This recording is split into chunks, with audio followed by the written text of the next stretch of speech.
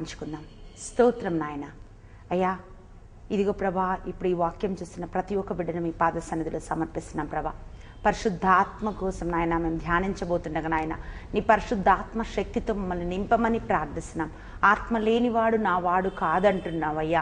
నీ ఆత్మ నడిపింపును దయచేయమని ప్రార్థిస్తున్నాం తండ్రి. పరిశుద్ధ తండ్రి నీకే వందనాలు, స్తుతులు, స్తోత్రాలయ్యా. అయ్యా ఇదిగో ప్రభా నా తండ్రి, ఈ లోకంలో మీరు అనాథలు కాదంటున్నావు ప్రభా. నీ ఆత్మ ఇచ్చి మమ్మల్ని నడుపుతున్నావు నా తండ్రి, నీకు స్తోత్రం ప్రభా. పరిశుద్ధ నీ శక్తితో మమ్మల్ని నింపి ఈ వాక్యం చూసిన ప్రతి ఒక్క బిడ్డను నీ ఆత్మతో అభిషేకించమని యేసు నామములో ప్రార్థిస్తున్నాం తండ్రి, ఆమేన్. మనం చూస్తా ఉన్నాము, దేవుడు వాగ్దానం ఇస్తున్నాడు, ఎన్నడూ నేను మిమ్మల్ని విడువను ఎడబాయనని యేసయ్య వాగ్దానం ఇస్తా ఉన్నాడు. బైబిల్ గ్రంథంలో మనం పరిశీలన చేస్తే పాత నిబంధన అంతా కూడా ఇది యెహోవా వాక్కు అని ఆయన వాక్కు ద్వారా ప్రజలతో ఆయన మాట్లాడాడు. అయితే పరిశుద్ధాత్మ ద్వారా అనేక మందిని అభిషేకించాడు, కానీ పరిశుద్ధాత్మ శాశ్వతంగా భూమి మీద నివాసం చేయలేదు. ఎప్పుడైతే వాళ్ళు అభిషేకించబడ్డారో అవసరమైనప్పుడల్లా ఆత్మ వారిపైకి దిగి వచ్చి వారి ద్వారా కార్యాలు జరిపించాడు పరిశుద్ధాత్మ దేవుడు. నూతన నిబంధనలు మనం చూస్తున్నప్పుడు యేసుక్రీస్తు తన శిష్యులను నడిపించాడు. వాళ్ళు ఎక్కడికి వెళ్ళాలి, ఎలా స్వస్థపరచాలి అధికారం ఇచ్చాడు. ఆయన స్వస్థపరుస్తున్నప్పుడు వీళ్ళు చూశారు ఆయన ఎలా స్వస్థపడ్డాడు, ఎలా బోధించాడు. ఇవన్నీ కూడా శిష్యులు యేసయ్య వెంబడి నడుస్తా వాళ్ళు చూస్తా అన్నారు. యేసయ్య సమయము దగ్గర వచ్చినప్పుడు ఆయన అంటుండే, ఇదిగో నా సమయం సమీపమైనది, నేను మిమ్మల్ని వదిలి వెళ్లాల్సి వచ్చిన ఒక సమయం వచ్చింది అన్నప్పుడు శిష్యులు దుఃఖిస్తున్నప్పుడు ఆయన అంటున్నారు, ఇదిగో మీరు అనాథలు కాదు, ఈ లోకంలో మరి ఒక ఆదరణకర్తను నేను మీకు పంపబోతున్నాను అని యేసుక్రీస్తు తన శిష్యులతో పలికారు. మరి ఒక ఆదరణకర్త అంటే యేసు ప్రభులాగే, ఎలాగైతే యేసయ్య శిష్యులను ఆదరించారు, రోగులను స్వస్థపరిచారు, దురాత్మలను ఎల్లగొట్టారు, శ్రమలో ఉన్న వాళ్ళని, పాపంలో ఉన్న వాళ్ళని లేవనెత్తారు, అలాగే మిమ్మల్ని ఆదరించడానికి మరి ఒక ఆదరణకర్తను నేను పంపబోతున్నానని యేసుక్రీస్తు తన శిష్యులతో పలికినట్లుగా మనం చూస్తున్నాము. ఈరోజు మీరు అనాథలు కాదు, నేను మీకు ఒక ఆదరణకర్తను పంపుతానే యోహాను సువార్త 14వ అధ్యాయము 16వ వచనంలో మనం చూస్తున్నాము. అంటే ఎవరిలో అయితే ఈ పరిశుద్ధాత్మ లేదో వాళ్ళు చాలాసార్లు ఒంటరిగా ఫీల్ అవుతూ ఉంటారు, అనాథలుగా ఫీల్ అవుతూ ఉంటారు. ప్రియబిడ, ఈరోజు నేను చాలాసార్లు ఒంటరితనం నిన్ను బాధిస్తున్నదా, ఎవ్వరు నాకు లేరు అనే ఒక ఆలోచన నీకు కలుగుతున్నదంటే నువ్వు పరిశుద్ధాత్మ కొరకు నువ్వు ప్రార్థన చేయాలి. ఎందుకంటే మీరు అనాథలు కాదు, మిమ్మల్ని ఆదరించుటకు నేను నా పరిశుద్ధాత్మను పంపిస్తానని యేసుక్రీస్తు వాగ్దానం ఇచ్చాడు. ఈరోజు ఈ లోకంలో ఎవ్వరు నిన్ను విడిచిపెట్టినా ఆ పరిశుద్ధాత్మ దేవుడు మాత్రము నిన్ను విడవడు, నిన్ను ఎడబాయడు. ఆయన నీ లోపలుండి తన కార్యాలు ఆయన జరిపిస్తాడు. ప్రియ సహోదరి, ప్రియ సహోదరుడా, అయితే మనం యోవేలు గ్రంథము 2వ అధ్యాయము 28వ వచనంలో మనం చూస్తా ఉన్నాము.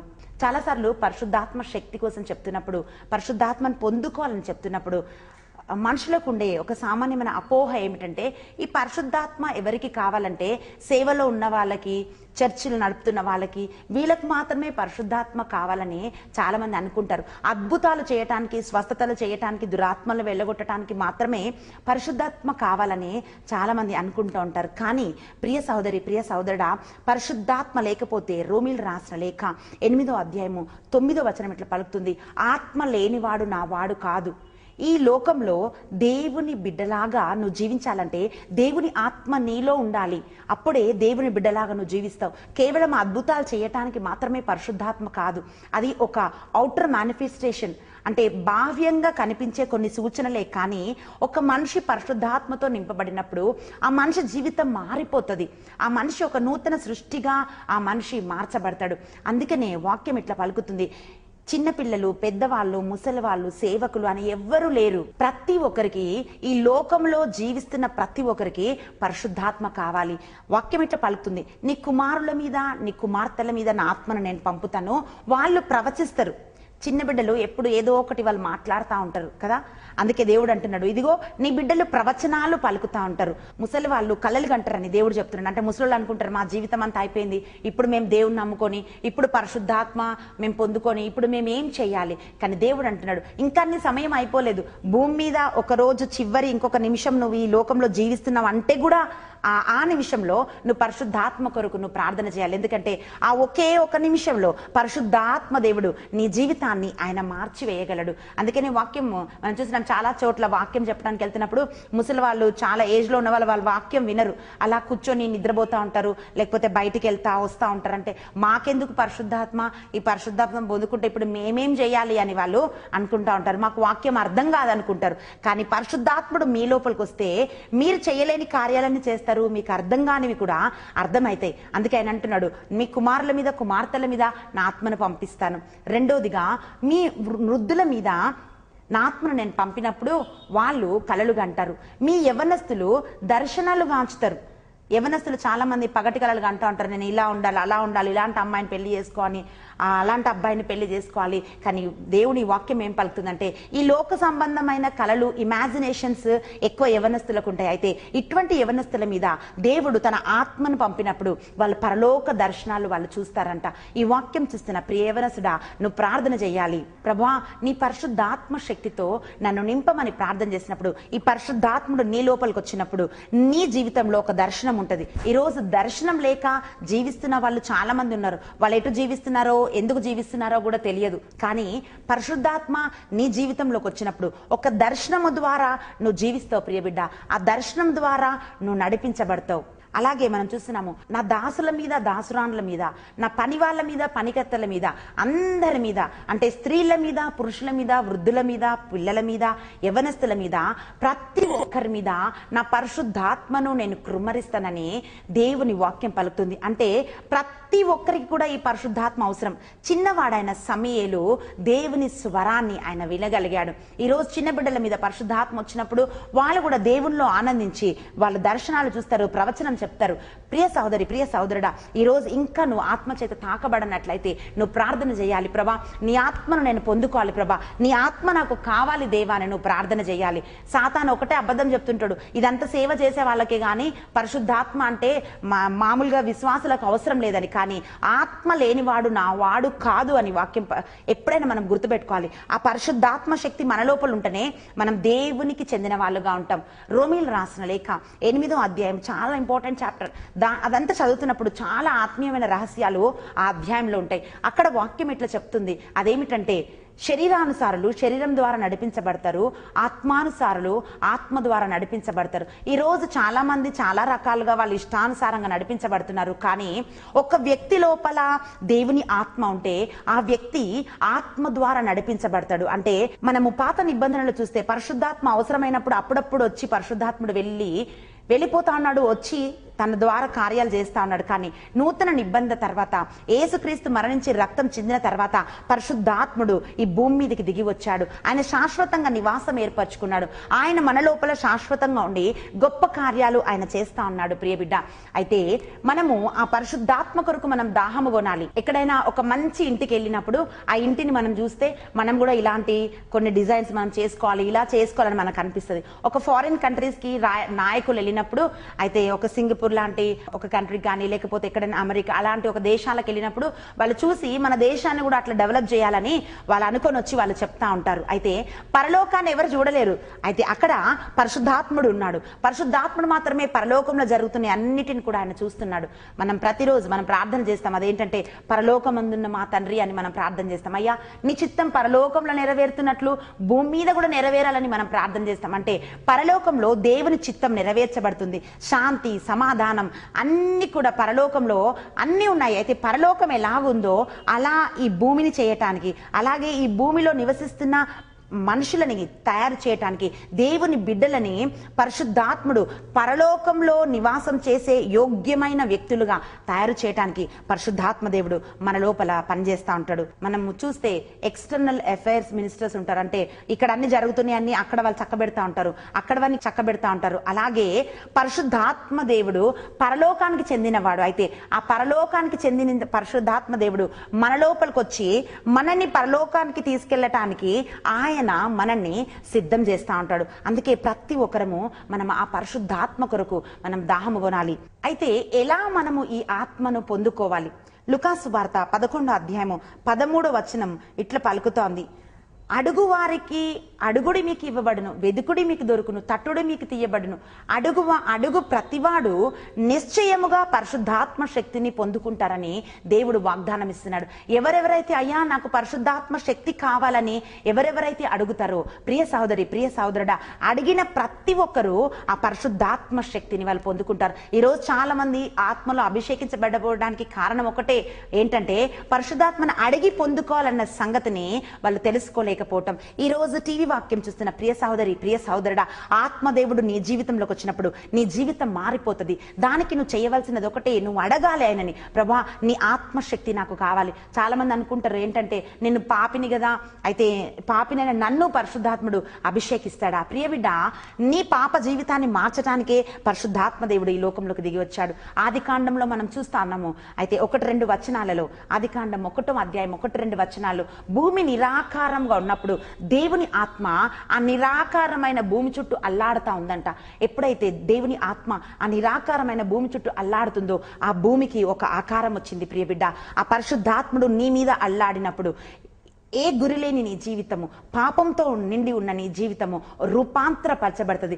ట్రాన్స్ఫర్మేషన్ వస్తుంది నీ లైఫ్కి. అయితే నువ్వు ప్రార్థన చేయాలి, ప్రభా పరిశుద్ధాత్ముడా నా మీద మీరు వాళ్ళండి అయ్యా, నా జీవితాన్ని మీరు మార్చండి అయ్యా అని నువ్వు అడిగినప్పుడు నీ జీవితం మారిపోతుంది. ప్రియ సహోదరి, ప్రియ సహోదరుడా, యోహాను సువార్త 16వ అధ్యాయము 8వ వచనం ఇట్లా పలుకుతుంది. యేసయ్య ఏం చెప్తున్నాడంటే, పరిశుద్ధాత్ముడు మీ లోపలికి వచ్చినప్పుడు మొదటిగా పాపము గూర్చి, నీతిని గూర్చి, తీర్పును గూర్చి లోకమునకు ఒప్పింప చేయును. ఒక మనిషి లోపల పాపం వలన మనిషి ఆశీర్వాదం పొందుకోలేకపోతున్నాడు. ఎవరైనా దొంగల్ని పట్టుకున్నప్పుడు పోలీస్ వాళ్ళు, అయితే వాళ్ళు మొదటగానే ఆ తప్పు ఒప్పుకోరు మేము చేశామని. వాళ్ళు ఎంత పెద్ద తప్పు చేసినా కూడా, వాళ్ళు నిజంగా వాళ్ళు పట్టుబడ్డా కూడా మేము తప్పు చేయలేదని వాళ్ళు చెప్తారు. కానీ పోలీస్ వాళ్ళు ఎప్పుడైతే ఇంటరాగేషన్ చేస్తారో, వాళ్ళని కొడతారో, కొట్టినప్పుడు వాళ్ళ తప్పును ఒప్పుకున్నప్పుడు ఒప్పింపజేసి వాళ్ళకు శిక్ష పడేలాగా చేస్తారు. కానీ ఇక్కడ పరిశుద్ధాత్మ దేవుడు ఏం చేస్తాడంటే పాపమును గూర్చి ఆయన మనకు ఒప్పింపజేస్తాడంట.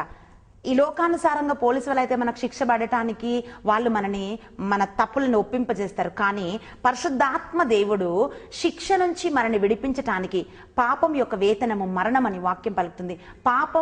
పాపము ఎప్పుడైతే మనిషి చేస్తాడో పాపం వల్ల మనిషి జీవితంలోకి శాపం వస్తుంది, ఆటంకాలు వస్తాయి.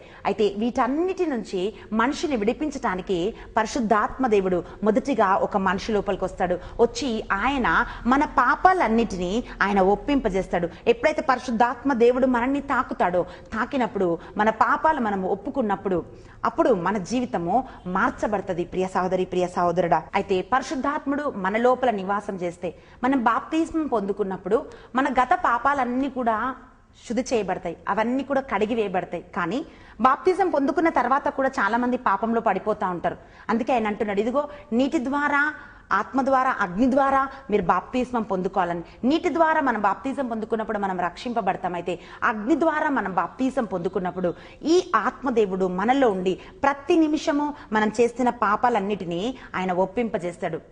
చాలా మంది టీవీ చూస్తూ ఉన్నప్పుడు ఒక యాడ్ని మనం చూస్తున్నాం. అదేంటంటే ఫెయిర్ అండ్ లవ్లీ యాడ్.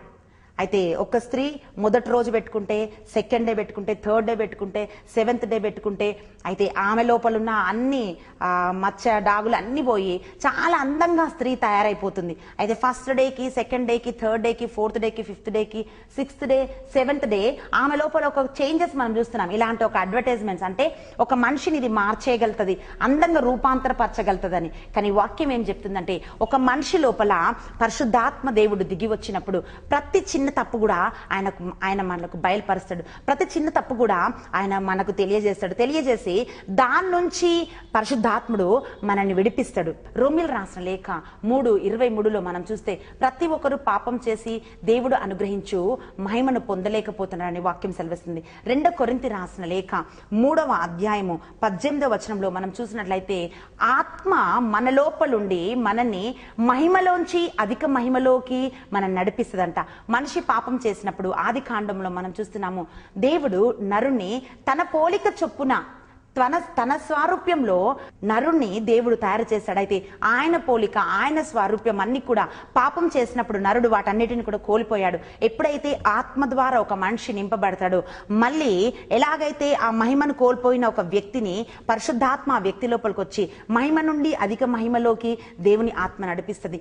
దేవుని స్వారూప్యంలోకి, దేవుని లాగా మనం జీవించటానికి, ఆయన స్వభావములాగా మనం కలిగి ఉండటానికి, దేవుని ఆజ్ఞల ప్రకారం మనం జీవించటానికి ఈ పరిశుద్ధాత్మ దేవుడు మనల్ని నడిపిస్తా ఉంటాడు. అందుకే జకరియా గ్రంథంలో మనం చూస్తున్నాం, నీ శక్తి చేత బలం చేత కాదు, ఆత్మ ద్వారా మాత్రమే ఈ కార్యం జరుగుతుంది. నీ శక్తి ద్వారా నువ్వు పాపం చేయకుండా ఉండాలంటే నువ్వు పాపం చేయకుండా ఉండలేవు. నీ శక్తి ద్వారా ఈ లోకంలో నువ్వు నడిపించబడాలంటే నువ్వు నడిపించబడలేవు ప్రియ బిడ్డ. కానీ ఆత్మ నీ లోపల ఉన్నప్పుడు నువ్వు చేయలేని, దేవుని కోసం చేయలేని గొప్ప కార్యాలు ఆత్మదేవుడు నీలో ఉండి ఆయన చేపించగలుగుతాడు. అందుకనే మనం ఆ పరిశుద్ధాత్మ దేవుని ప్రతినిత్యం మనం ఆహ్వానించాలి. ఆ నింపుదల కొరకు మనం ప్రార్థన చేయాలి. ప్రతిదినం అడగాలి, ఎవ్రీ సెకండ్ మనం అడగాలి, ప్రభా నీ ఆత్మ ద్వారా నన్ను నింపండి నాయన, నీ ఆత్మ నాకు ఇంకా కావాలి ప్రభా, పరిపూర్ణతలోకి నేను నడిపించబడాలని మనం ప్రార్థన చేసినప్పుడు ఆ ఆత్మదేవుడు మనం నడిపిస్తాడు.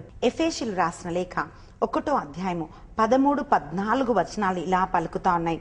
మీరు సత్యవాక్యమును అనగా మీ రక్షణ సువార్తను విని, అంటే ఎప్పుడైతే మనము దేవుని వాక్యాన్ని వింటామో, విన్నా ఆ వాక్యాన్ని విశ్వసించి యేసుక్రీస్తును స్వరక్షకునిగా మనం అంగీకరిస్తామో, అప్పుడు దేవుని ఆత్మ క్రీస్తునందు విశ్వాసం ఉంచి వాగ్దానం చేయబడిన ఆత్మ చేత మీరు ముద్రింపబడితిరి. యేసుక్రీస్తుని విశ్వసించినప్పుడు దేవుడు ఒక వాగ్దానం ఇస్తున్నాడు. ఆ వాగ్దానం ఏమిటంటే, ఎప్పుడైతే దేవుని వాక్యాన్ని మనం వింటామో, వాక్యం వింటున్నప్పుడు ఆత్మదేవుడు మన లోపల కార్యం జరిపిస్తా ఉంటాడు. ఆత్మ మనని ముద్రిస్తా ఉంటాడు.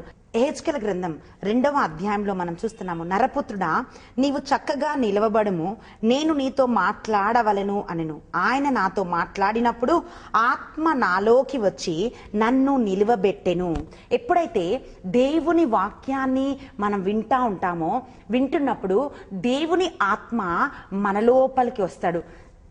దేవుని వాక్యము, పరిశుద్ధాత్ముడు ఇద్దరు కలిసి పనిచేస్తూ ఉంటారు. ఆదిలో కూడా మనం చూస్తున్నాము, వాక్కు వెలుగు కలుగునుగాక అని పలకగానే వెలుగు కలిగింది. ఆ వెలుగుతో పాటు ఆత్మదేవుడు కూడా భూమికి ఆకారం రావటానికి, ఆయన కూడా అది పరిపూర్ణం చేయటానికి ఆత్మదేవుడు ఆ జలముల మీద అల్లాడినట్లుగా మనం చూస్తున్నాం. అలాగే యెహెజ్కేలు ప్రవక్తతో దేవుడు మాట్లాడుతున్నప్పుడు, ఎప్పుడైతే యెహెజ్కేలు ప్రవక్త ఆ దేవుని మాటలు ఆయన వింటున్నాడో, ఆ మాటలు వింటున్నప్పుడు దేవుని ఆత్మ యెహెజ్కేలు ప్రవక్తలోకి వచ్చి ఆ వాక్కు ఆయన నిలబెట్టిందంట. అలాగే ఎప్పుడైతే దేవుని వాక్యాన్ని మనం వింటూ యేసుక్రీస్తుని మన హృదయంలోకి మనం అంగీకరిస్తున్నప్పుడు దేవుని ఆత్మ మన మీద తన సీల్ని వేస్తాడంట, ఒక ముద్ర వేస్తాడంట. మనం చాలా ప్లేసెస్ లో మనం చూస్తూ ఉంటాం, దిస్ ల్యాండ్ బిలాంగ్స్ టు అని అక్కడ ఒక బోర్డు పెడతారనమాట. అంటే ఇంకెవ్వరు అక్కడ ఏం కట్టకుండా, ఏం చేయకుండా ఇది వీరికి సంబంధించింది అని ఒక బోర్డు పెడతారు. ఒకవేళ అది చూసినాక కూడా ఎవరైనా వెళ్ళి అక్కడ కట్టడానికి ఎవరు సాహసించరు. అలా చేస్తే అయితే వాళ్ళ మీద కేసు పెట్టడానికి కూడా వాళ్ళకి అవకాశం ఉంటుంది. అందుకనే దిస్ ల్యాండ్ బిలాంగ్స్ టు అని అక్కడ వాళ్ళు పెడతా ఉంటారు.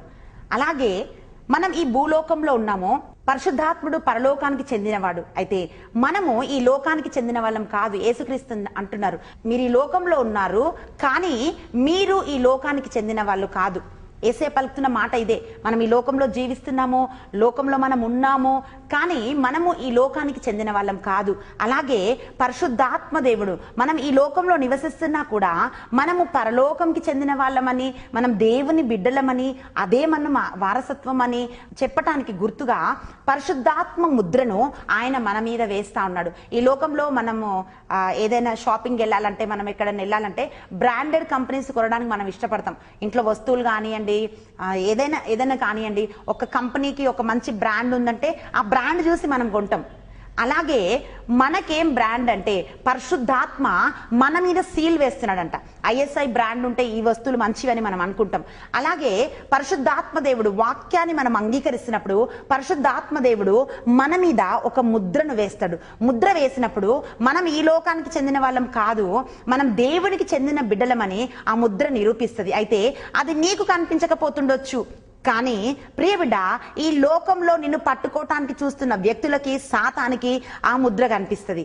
ఒకరోజు ఒక స్థలానికి మేము వాక్యం చెప్పడానికి వెళ్ళాను. వాక్యం చెప్పడానికి వెళ్తున్నప్పుడు చాలా మంది ఉన్నారనమాట. అక్కడ ఒక బ్రదర్ వచ్చి చెప్తా అన్నాడు, అక్క వాక్యం వింటున్నప్పుడు అందరు వాక్యం చెప్తున్నారు. ఆయన ఫస్ట్ చెప్పాడు, అక్క సారీ అక్క అని చెప్పాడు, నా కోసం ప్రేయర్ చేయండి అక్క అంటే. దేనికోసం ఆయన చెప్తున్నాడో నాకు అర్థం కాలేదు. కానీ ఆయన చెప్తా అన్నాడు, మీరు వాక్యం చెప్తున్నప్పుడు నేను వాక్యాన్ని వినలేకపోతున్నా, చెడు తలంపులతో నా మనస్సు నింపబడుతుంది, ఏం చేయాలో అర్థం కాకుండా నేను మీ ముఖం చూస్తున్నప్పుడు నేను మీ ముఖం చూడలేకపోయాను అక్క. ఒక అగ్ని కంచ మీ చుట్టూ ఒక రౌండ్ గా ఒక అగ్ని మాత్రమే కనిపిస్తుంది, కానీ మీ మొహం నాకు కనిపించలేదని ఆ సహోదరుడు చెప్తున్నాడు. అప్పుడు నిజంగా ఈ వాక్యంలో ఎంత సత్యం ఉందో నేను అర్థం చేసుకోగలిగినాను. ప్రియ సహోదరి, ప్రియ సహోదరుడా, సాతాను ఎప్పుడైతే నిన్ను చూస్తాడో నీ మీద ఈ ముద్ర ఉందని నీకు తెలియదు. అప్పటి వరకు నిజంగా అట్లాంటి ఒక ముద్ర నేను కలిగి ఉన్నానని నాకు కూడా తెలియదు. చాలాసార్లు ఈ వాక్యాన్ని చదివాను, పరిశుద్ధాత్ముడు ముద్ర వేస్తుడని. చాలాసార్లు ఆ వాక్యాన్ని చదివి నేను దాన్ని క్లెయిమ్ చేసుకునేదాన్ని. అంటే ప్రభా నీ ఆత్మ ముద్ర నా మీద కూడా వేయండి ప్రభా, నీకు చెందిన బిడ్డలాగా నేను ఈ లోకంలో జీవించాలని చాలాసార్లు నేను ప్రేయర్ చేశాను. కానీ ఒక సహోదరుడు వచ్చి చెప్తున్నప్పుడు, అక్క నేను చూడలేకపోతున్నానక్క, ఆ మొహం అంతా కూడా అట్లా అగ్నితో నింపబడి ఉన్నదని ఆయన చెప్తున్నప్పుడు నిజంగా ఆ వాక్కులో ఎంత శక్తి ఉన్నదో నేను అర్థం చేసుకోగలిగాను. ప్రియ సహోదరి, ప్రియ సహోదరుడా, ఈ రోజు వాక్యం పలుకుతా ఉంది, నువ్వు ఈ లోకంలో ఉండొచ్చు. ఎప్పుడైతే దేవుని ఆత్మ, దేవుని అభిషేకం నీ లోపల ఉంటుందో సాతాను నిన్ను ముట్టుకోవాలంటే కూడా ముట్టుకోలేడు. జకరియా గ్రంథం 2వ అధ్యాయము 5వ వచనంలో మనం చూస్తున్నాము, ఇదిగో మీ చుట్టూ నేను అగ్ని కంచగా ఉంటాను, మీ మధ్య నేను నివాసం చేస్తానని దేవుడు పలుకుతా ఉన్నాడు. అగ్ని కంచ మీ చుట్టూ వేసి మీ లోపల ఆ పరిశుద్ధాత్మ దేవుడు నివాసం చేస్తాడు. ప్రియ బిడ్డ, ఎఫెసీ రాసిన లేఖ 4వ అధ్యాయము 30వ వచనంలో కూడా మనం చూస్తా ఉన్నాము, పరిశుద్ధాత్మ మన మీద ముద్ర వేశాడు.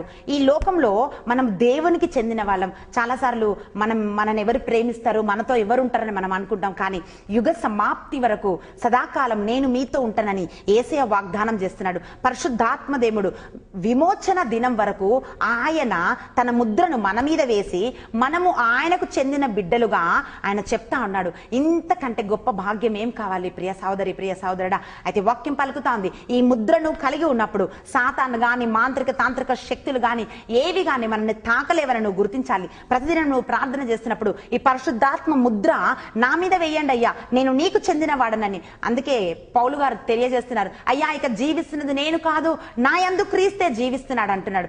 ఇక నువ్వు చెప్పాలి, ప్రభా ఇక నడుస్తున్నది నేను కాదు ప్రభా, జీవిస్తున్నది నేను కాదు ప్రభా, అయ్యా నీ ఆత్మ నడిపింపు నాకు కావాలి ప్రభా అని మనం ప్రార్థన చేసినప్పుడు ఆత్మదేవుడు నడిపిస్తాడు. ప్రియ బిడ్డ, అయితే పరిశుద్ధాత్మకు అనేకమైన నామాలు ఉన్నాయి. ఆ నామాలన్నిటిలో ఒక శ్రేష్టమైన నామం ఏంటంటే హెబ్రీయులకు రాసిన లేఖ 10వ అధ్యాయము 29వ వచనం, కృపకు మూలమగు ఆత్మ. పరిశుద్ధాత్మ దేవుడు మన లోపలికి వచ్చినప్పుడు ఆయన మనకు కృపను అనుగ్రహిస్తాడు. 1 పేతురు 5వ అధ్యాయము 10వ వచనంలో చెప్తా ఉంది, సర్వకృపానిధి అగు దేవుడు సర్వకృపానిధి అంట. అలాగే యేసుక్రీస్తు గురించి వాక్యం చెప్తుంది. 1 యోహాను 1వ అధ్యాయము 14వ వచనం మనం చూసినప్పుడు, కృపా సత్య సంపూర్ణుడు. యేసుక్రీస్తు కృపా సత్య సంపూర్ణుడు. అలాగే పరిశుద్ధాత్మ దేవుడు కృపకు మూలమగు ఆత్మ. కృప అంటే మనం చేయలేని పనులు చేయటానికి ఇచ్చే శక్తి. ఒకరోజు మా పాప స్కూల్లో చదువుతుంది. ఆమె క్లాస్ 2nd ఫ్లోర్. స్కూల్కి కొత్తగా జాయిన్ అయింది. అయితే ఆమెను క్లాస్ రూమ్లో ఫస్ట్ డే నేను డ్రాప్ చేయడానికి వెళ్ళినప్పుడు చాలా హెవీగా ఉంది ఆ బ్యాగ్ వేసుకొని మెట్లెక్కి వెళ్ళాలనుకుంటుంది ఆమె. అయితే నేను చెప్పాను ఆమెతోని, లేదు బేటా నేను నీ బ్యాగ్ నేను తీసుకొని వస్తానంటే ఆమె చెప్తుంది, లేదు మమ్మీ నేనే బ్యాగ్ తీసుకొని వెళ్తానని ఆమె చెప్పింది. అయితే సరే అని ఆమె బ్యాగ్ ఇట్లా వెనకాల వేసుకొని ఆమె స్టెప్స్ ఎక్కి నడుస్తున్నప్పుడు ఆమె వెనక ఆ బ్యాగ్ను నేను ఎత్తి పట్టుకున్నాను, హ్యాండ్ని ఇట్లా పట్టుకొని నేను నడుస్తా ఉంటే ఆ బ్యాగ్ ఆమెకు తేలిక అయిపోయింది. టక ఆమె మెట్లెక్కేసి వెళ్ళిపోతుంది. అయితే రూమ్ దగ్గరికి వెళ్ళినప్పుడు ఆమె చెప్తుంది, మమ్మీ నేను మొయ్యలేను అన్నావు కదా మమ్మీ ఈ బ్యాగ్ని, నేను ఎంత ఈజీగా నేను మోసేసానో చూడు అని ఆమె చెప్తా ఉంది. అప్పుడు నేను నవ్వాను, ఓ వెరీ గుడ్ బెటా, ఎంత బాగా మోసావని నేను చెప్పాను. ప్రియ సహోదరి, ప్రియ సహోదరుడా, అలాగే మనం చాలా సార్లు మనమే అన్ని చేస్తున్నాం అనుకుంటాం. కానీ పరిశుద్ధాత్మ దేవుడు మన లోపలికి వచ్చినప్పుడు మనం చెయ్యలేని కార్యాలు చేయుటకు ఆయన మనకు శక్తినిస్తాడు. మనకి నీకు ప్రార్థన చేయటం రాదా, అయితే ప్రార్థన చేయటానికి ఆయన నీకు కృపనిస్తాడు. పాపంలో నువ్వు పడిపోతున్నట్లయితే ఆ పాపంలోంచి నిన్ను లేపటానికి ఆయన తన కృపనిచ్చి ఆ పాపంలోంచి నిన్ను లేపుతాడు. అయితే నువ్వేం ప్రార్థన చేయాలంటే ప్రతినిత్యం ఆ కృప కొరకు, ఆ సహాయం కొరకు నువ్వు ప్రార్థన చేయాలి.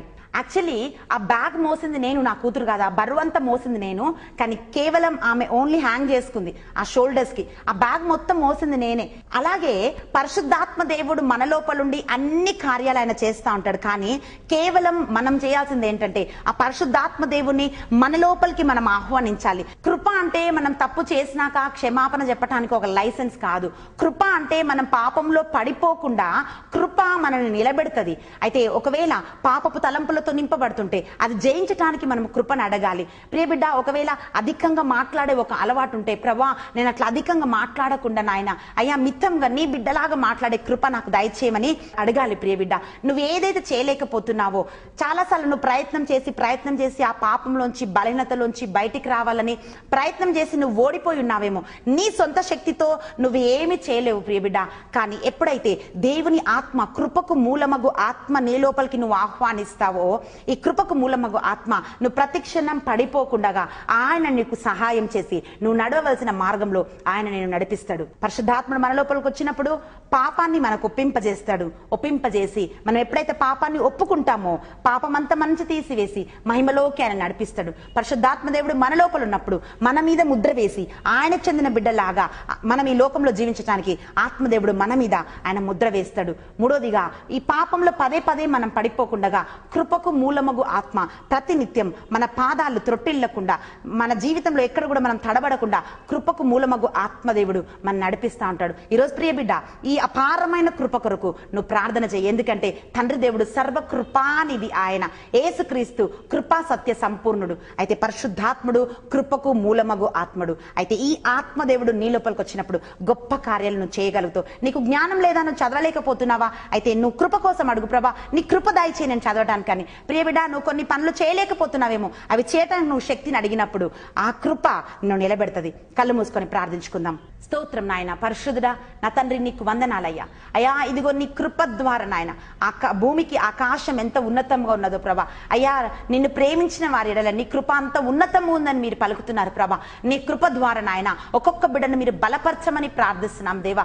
అభిషేకించమని ప్రార్థిస్తున్నాం నాయన. నీ ఆత్మముద్ర వేయమని ప్రార్థిస్తున్నాం నాయన. పరిపూర్ణతలోకి నడపమని ప్రార్థిస్తున్నాం నాయన. ఇప్పటి వరకు చేయలేని పనులు ప్రభా అయ్యా, ఎవరెవరు ఇంకా బలహీనతలు, తాగుబోత్తనంలో, వ్యభిచారంలో, రకరకాల అలవాటుల్లోంచి బయటికి రాలేకపోతున్నారు ప్రభా, ఇప్పుడే నీ కృప ద్వారా బిడ్డల్ని లేపమని ప్రార్థిస్తున్నాం నాయన. వాళ్ళు నిలబెట్టమని ప్రార్థిస్తున్నాం ప్రభా. నీ పరిశుద్ధాత్మను ప్రతి దినం పొందుకొని ఆత్మ పూర్ణులుగా జీవించడానికి మీరు కృప దయచేయమని అయ్యా, ఈ టీవీ వాక్యం చూస్తున్న ప్రతి ఒక్క బిడ్డ మీదకి ఇప్పుడే నీ బలమైన పరిశుద్ధాత్మ శక్తి దిగివచ్చును గాక ప్రభా. అయ్యా ఇదిగో రాజా నాయన, నీకు వందనాలు ప్రభా. పరిశుద్ధాత్ముడా నా తన నీకు వందనాలు నాయన. అయ్యా బిడ్డల్ని నాయన మీరే మీ ఆత్మ ద్వారా నడిపించమని ప్రార్థిస్తున్నాను ప్రభా. అయ్యా మీ ముద్ర వారి మీద వేయమని ప్రార్థిస్తున్నాను. మీ ముద్ర కుటుంబాల మీద వేయమని ప్రార్థిస్తున్నాం. అగ్ని కంచె కుటుంబాల చుట్టూ వేసి ప్రభా నీ బిడ్డలుగా ఈ లోకంలో జీవించే కృప దయచేయమని నజరేయుడైన యేసుక్రీస్తు నామములో ప్రార్థించి అడిగి వేడుకుంటున్నాం తండ్రి. ఆమేన్. దేవుడు మిమ్మల్ని దీవించును గాక.